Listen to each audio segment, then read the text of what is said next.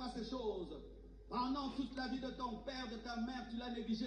Le jour qu'il meurt, là tu vas acheter un cercueil en or. Là tu vas venir parler. C'était un homme, c'était un homme. Ah, au lieu de l'enterrer avec honneur, fais-le vivre avec honneur. Au lieu de l'enterrer avec honneur, qu'il vive avec honneur. Là tu vas payer les factures à l'hôpital, alors que pendant sa vie, tu n'as pas pris soin de lui. Dieu nous donne une famille pour que la famille nous protège d'un ennemi. Un jour, tu auras un problème et Dieu t'a donné une famille pour t'aider dans ce problème-là. Oh oui, vous vous amusez à rejeter vos familles, à vous séparer de vos familles. Et mes amis, tombe malade pendant 1 mois à l'hôpital, commence à tout faire sur ton corps, sur toi. On va voir qui va te laver. Qui te lavera? Maman. Qui te lavera? Ta femme. Qui te lavera? Ton mari. J'étais dans le deuil de notre frère Aimé. Aimé, tu sais, je suis allé dans des deuils dans ma vie. Le deuil de ton épouse m'a marqué. Hein. Il y a des deuils, tu parles, tu te poses la question même si c'est un deuil. Des gens sont sur Facebook, personne ne pleure. Hey! Mais le deuil du vendredi, même si tu piques, tu vas pleurer. Hey!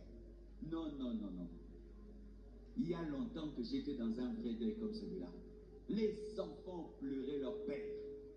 Leur père, je ne l'ai jamais connu. Mais au travers de ses enfants, j'ai découvert qu'il était un papa formidable. Tous disaient, il priait pour nous, il priait pour nous, il priait pour nous, il priait pour nous. Les enfants n'ont parlé que de la vie de prière de leur papa. Il priait pour nous. Et ce qui m'a fait mal, sa femme était déjà paralysée, Elle traîne une jambe, elle traîne une main. Elle a pleuré, elle a dit, qui va commencer à me faire porter mes vêtements? Parce qu'elle est paralysée, c'est son mari qui lui faisait porter les vêtements. Maintenant, son mari est mort.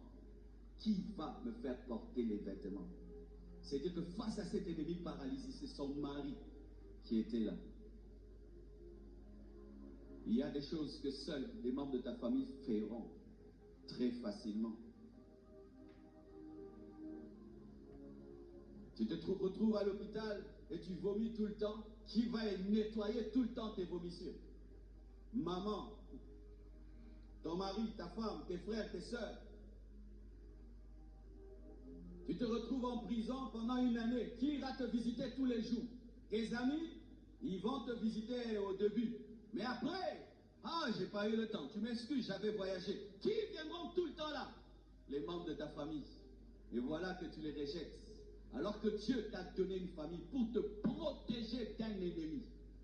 Quand nous allons dans les deuils, qu'est-ce qui se passe? C'est une foule qui vient. Quand le deuil prend fin, qui demeure là? Qui reste dans nos deuils? Qui? Nos frères, nos sœurs, eux restent là dans le deuil. Parce que le vrai deuil, c'est quand? C'est après le deuil. Arrêtez de briser vos relations avec vos membres de famille.